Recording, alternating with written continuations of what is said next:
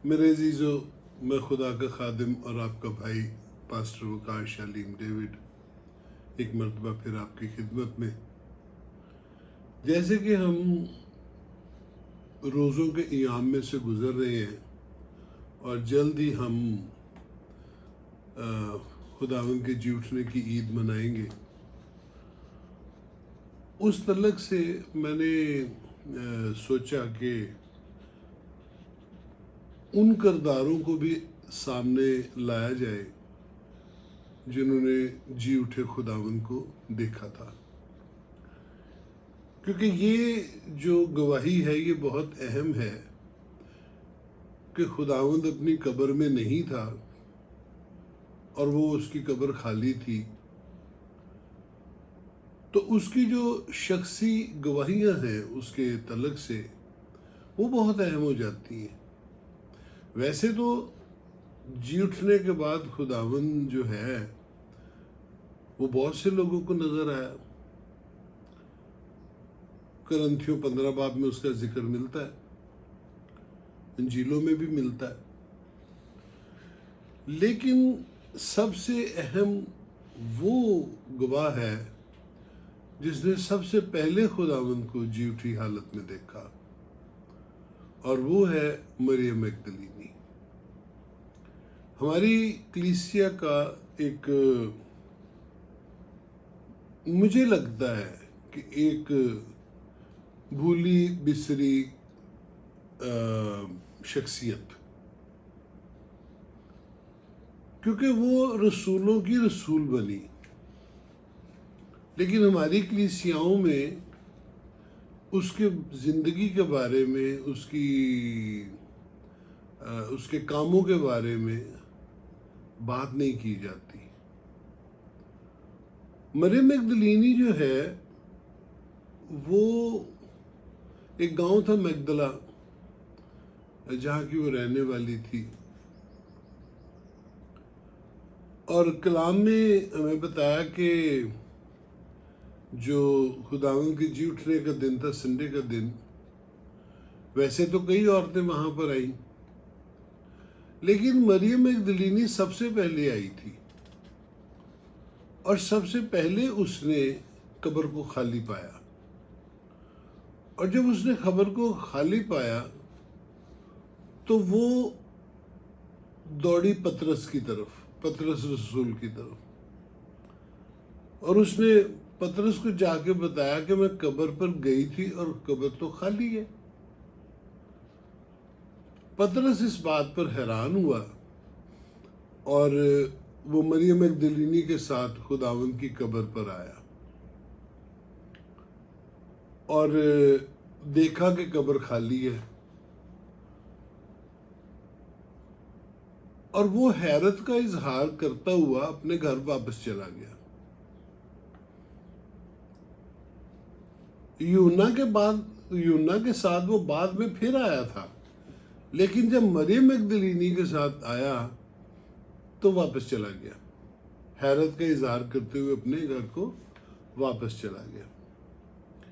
लेकिन कैसी बात है, कैसा जलाली किरदार है कि मरियम मगदलीनी नहीं गई और कब्र पर ठहरी रही, और उसको बड़ी इस बात की फिक्र थी कि खुदावंद को रखा कहां पर है, कौन ले गया उसकी लाश को। ऐसे में खुदावंद को उसने देखा, पर वो क्योंकि अपने गम के हजूम में इतनी घिरी हुई है कि उसने सोचा कि ये बागबान है। खुदावंद ने उसको पूछा कि औरत, तू रोती क्यों है?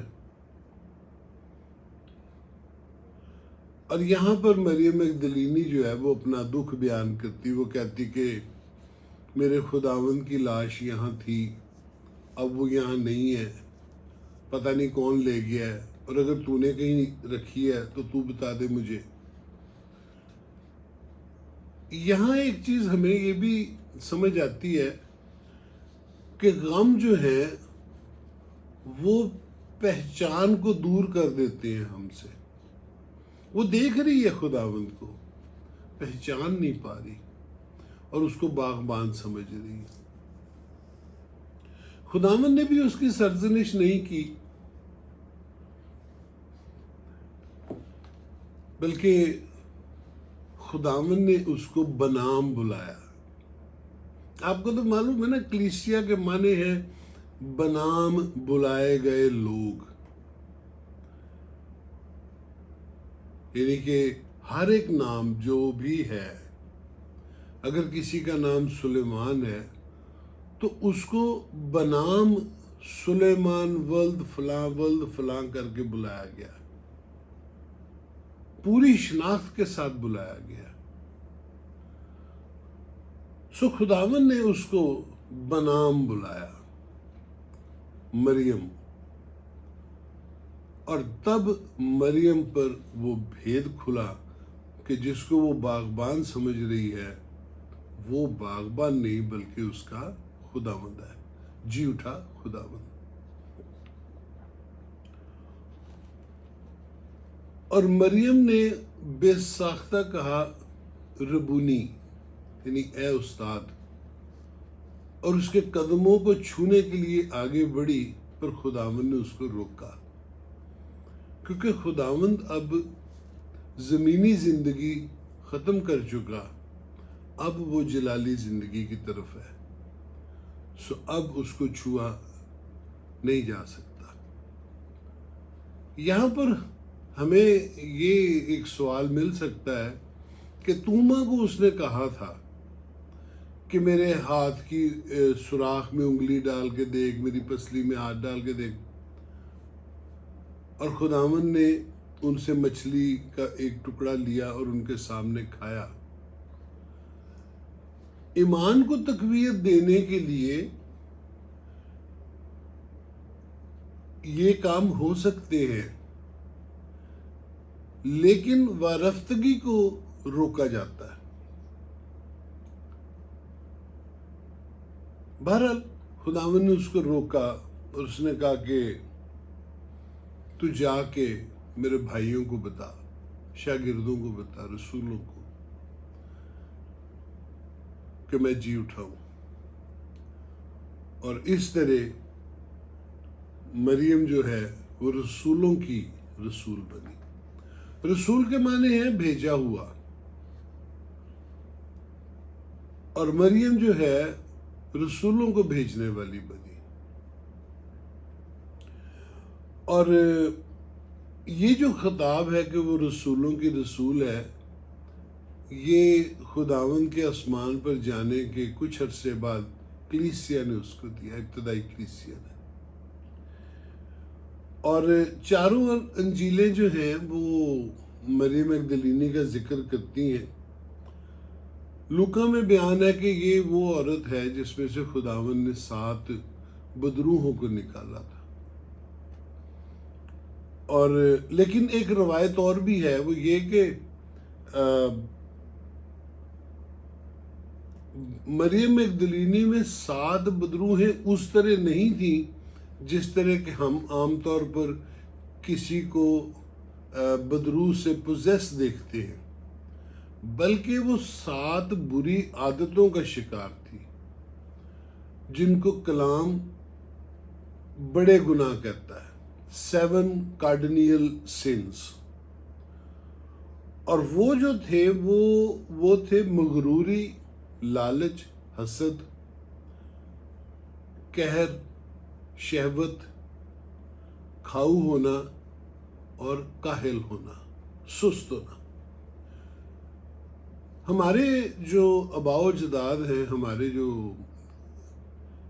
कलीसियाई अबाओ जदाद हैं, वो हमें बताते हैं कि जिस शख्स में इन 7 में से एक भी पाया जाता है वो खुदा की बादशाही में नहीं जाएगा। सो अगर हम ये कहें कि उसमें ये वाली आदतें थीं जो कि इब्लीस ही पैदा करता है, या इंसान खुद को इब्लीस के हवाले कर देता है और फिर उसमें इब्लीसी फल बढ़ता चला जाता है, या हम कहें जैसे कि लूका में लिखा है कि वो उसमें बदरुएं थी, तो बात एक ही है, थोड़ा सा फर्क है। लेकिन जब वो खुदावंद को मिली तो खुदावंद ने उसे शिफा बख्शी, रिहाई बख्शी। और इसके बाद मरियम मगदलीनी जो है वो खुदावंद के पीछे पीछे चलती रही। उसने अपनी रिहाई, अपनी शिफा को ऐसा कीमती माना।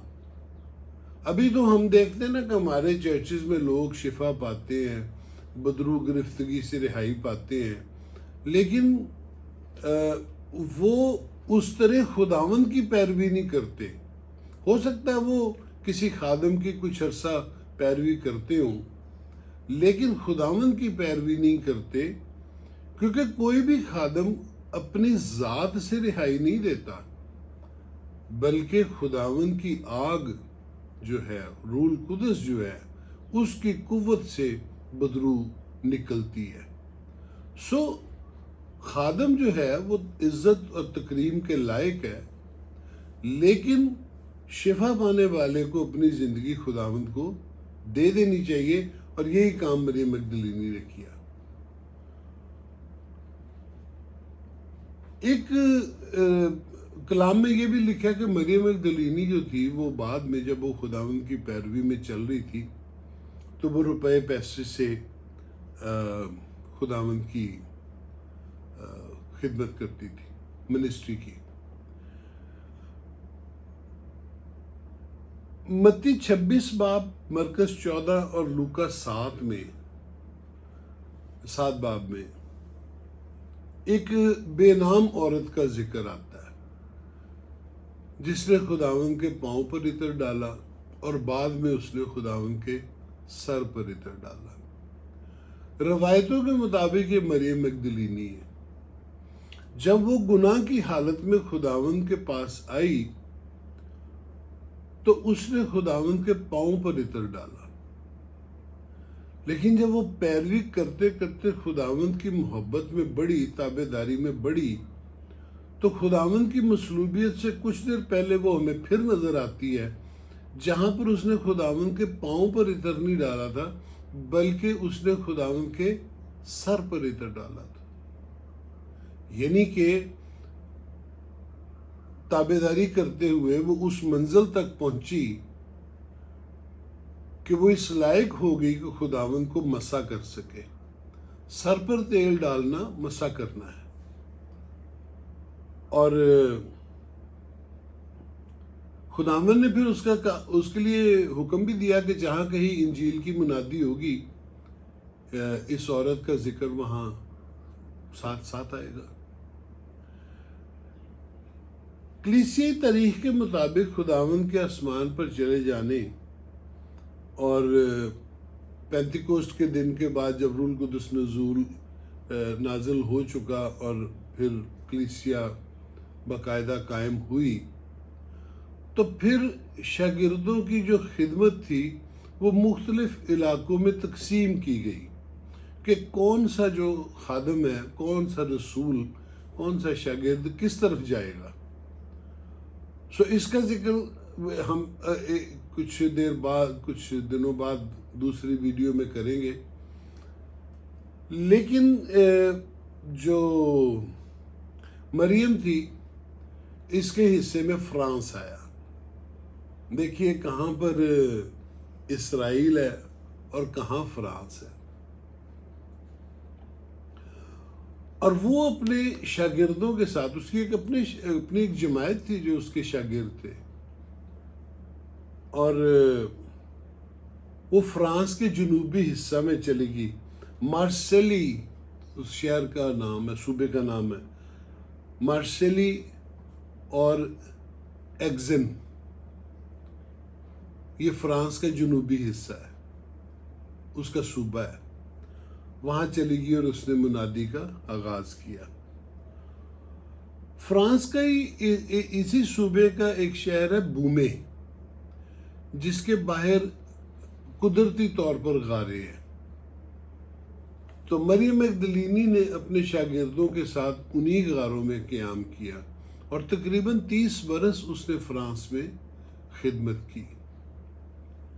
और इस मुकाम पर, ये जहाँ गारे हैं, वहाँ पर उसकी यादगार भी आज भी मौजूद है।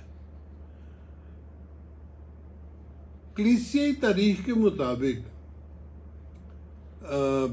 मरियम मगदलीनी के हाथों से शिफा के काम और मौजज़ात होते थे। उसने लोगों को तालीम दी और ख़ास तौर पे जो औरतों की खिदमत थी कलीसिया में, उसको उसने बहुत उजागर किया।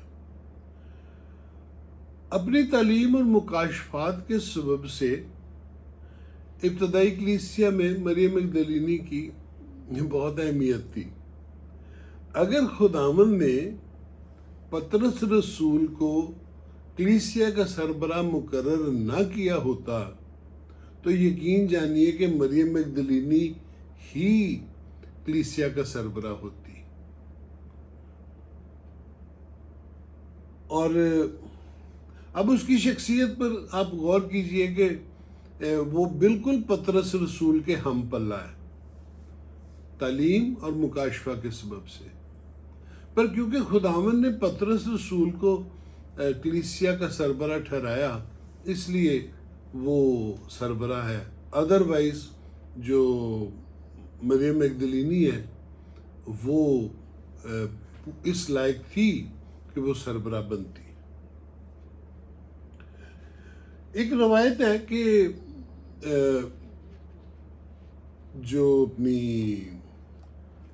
मरियम मगदलीनी थी वो फ्रांस से वापस इफसस में आई, क्योंकि इफसस में यूहन्ना रसूल खिदमत करता था, वो वहाँ का बिशप था और माँ मरियम उसी के पास थी।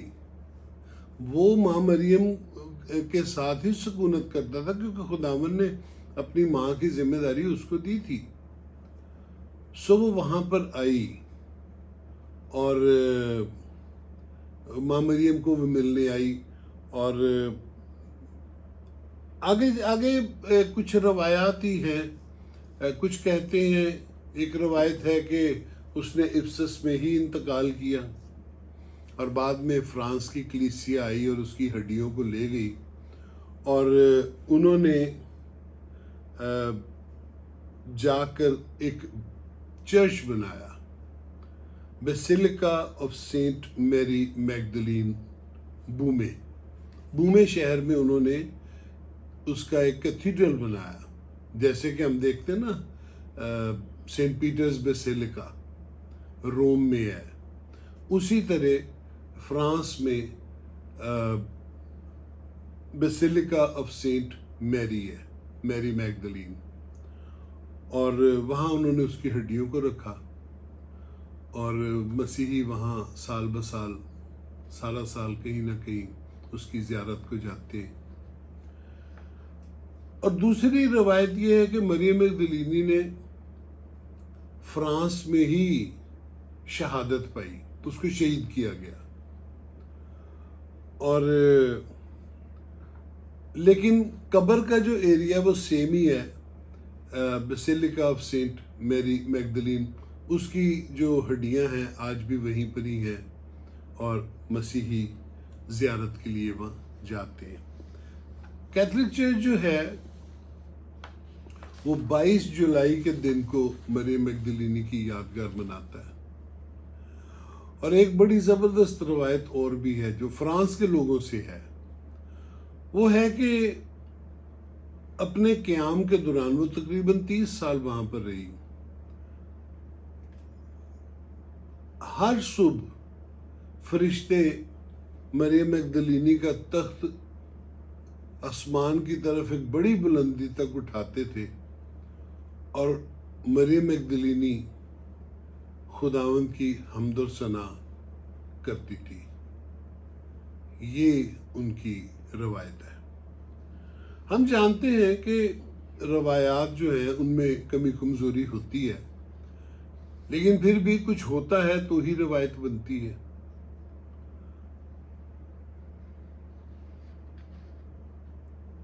हमारे पास बहुत सारे ऐसे क्लीसियाई किरदार हैं जो तहरीक देते हैं कि खुदावंद की पैरवी की जाए, जो तहरीक देते हैं कि मुकाशवा हासिल किया जाए, लेकिन हमारी कलीसियाओं में आम तौर पर उनका जिक्र नहीं होता। और फिर ये कि मरियम मगदलीनी की जो खिदमत थी वो औरतों के लिए, जैसे कि अब चर्च में औरतों के किरदार पर बोलने नहीं दिया जाता, औरतों का किरदार ना होने के बराबर है चर्च में, उनको मंजर से पीछे रखा जाता है। लेकिन मरियम मगदलीनी का जो किरदार है वो वाज़ह करता है कि खुदावंद की कलीसिया में औरतों का किरदार बहुत नुमाया है। आपको तो पता ही है, रोमियो का खत जो है, रोम की कलीसिया के नाम खत जो है, तो हमारी बहन फीबे लेकर गई थी। अगर वो ना लेके जाती तो हमारे पास रोमियो का खत ना होता। इसी तरह बहुत से नाम हैं। आप रोमियो के खत के आखिरी चैप्टर को देख लें, कितनी ख़वातीन के नाम है उसमें। मसीही कलीसिया में औरतों का किरदार जो है वो पूरा पूरा मौजूद है, लेकिन हमारी कलीसिया में औरतों को किरदार नहीं दिया जाता, बोलने नहीं दिया जाता, और ये चीज़ अफसोसनाक है। मरियम मगदलीनी के बारे में बातें करने का मकसद जो है वो ये है कि एक तो हम अपने शहीदों को याद रखें, खादमों को याद रखें, और इनकी जिंदगियों से सबक हासिल करें कि अगर कोई ऐसा शख्स जिसमें 7 बदरुएं थी, या वो 7 बुरे तरीन गुनाहों का शिकार था, वो पतरस रसूल के हमपल्ला हो सकता है, तो कौन नहीं हो सकता। खुदावंद का फजल मौजूद है और हम सब उसमें तरक्की कर सकते हैं। मैं अक्सर लोगों से एक बात कहता हूं कि जब हम खुदावंद के पास हाजिर किए जाएंगे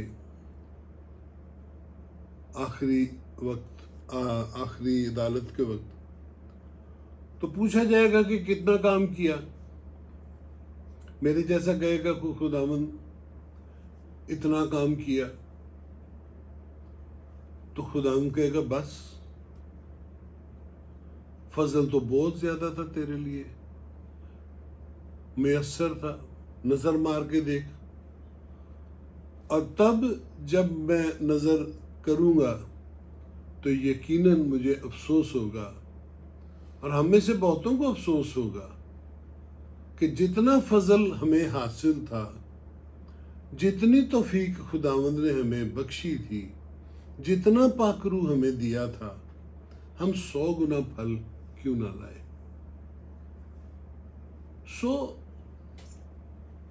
ताबेदारी कीजिए, ताबेदारी के रास्ते ढूंढिए और खुदावंद की पैरवी करें। वीडियो पसंद आए तो खुदावंद की पैरवी कीजिए, तौबा कीजिए, तौबा की ज़िंदगी बसर कीजिए, रूल कुदस के कब्ज़े की ज़िंदगी बसर कीजिए। रूल कुदस नहीं है तो कुछ भी नहीं है। रूल कुदस हमारी ज़िंदगियों पर काबज़ नहीं है तो कुछ भी नहीं है।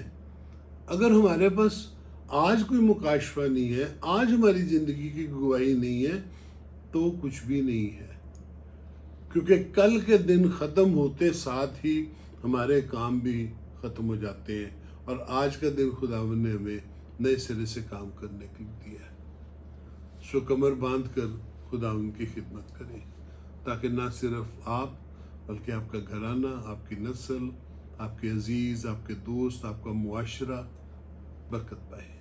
जीते रहे।